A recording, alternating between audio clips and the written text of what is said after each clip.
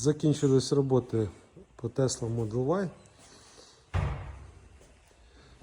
Маємо ось такий результат по автомобільчику. Ось зазорчики зроблені, все. Відрегульовані двері.